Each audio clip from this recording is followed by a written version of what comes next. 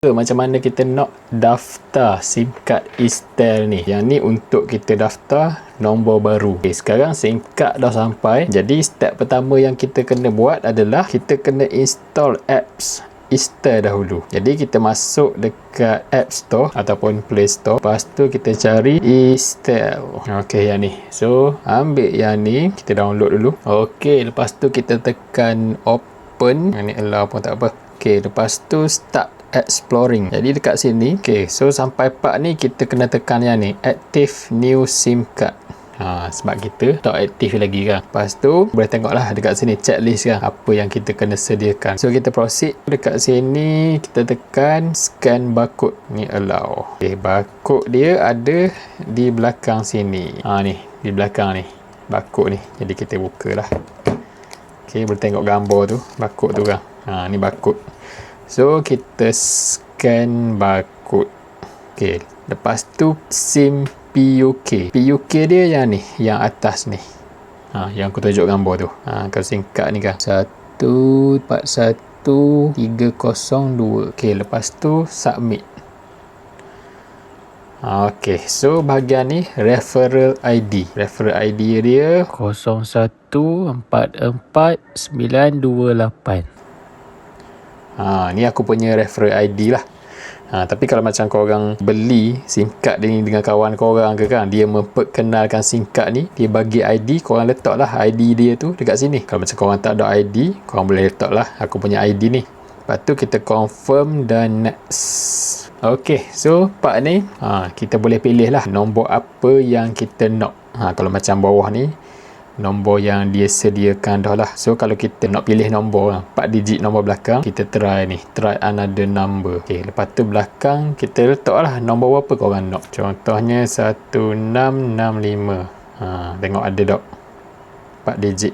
So korang boleh letak lah nombor apa kan, 4 digit nombor belakang. Korang nak nombor apa, lawa-lawa juga nombor dia ni. Ok, ni macam ok kot. Ok, contohnya ni kan, ambil nombor ni, lepas tu tekan next. Yang ni kena verify IC. Yang ni kena scan lah. Scan, pegang tangan gini. Lighting kena penting tak boleh silau-silau dia ni.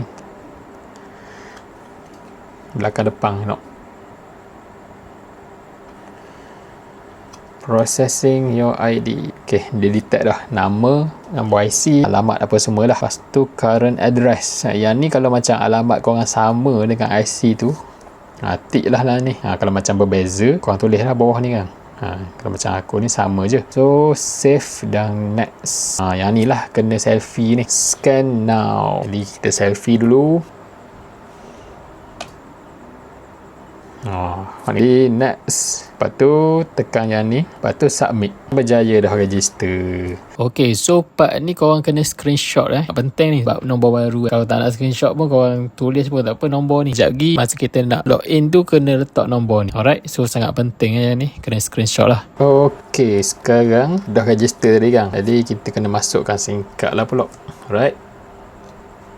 Alright, so masuk SIM card je nampak terus naik, ditulis line Eastel ni kan. So dalam SIM card ni dia bagi dah 5GB. So ok lah untuk bermula kan. Ok, jadi kita masuk dekat apps Eastel. Ok, tadi kita dah aktif SIM card kan.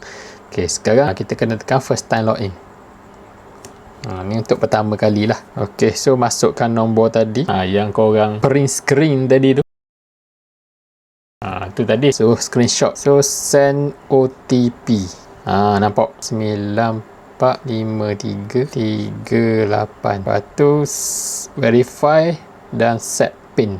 Pin ni korang boleh letak lah 6 digit. Okay, lepas tu tekan confirm.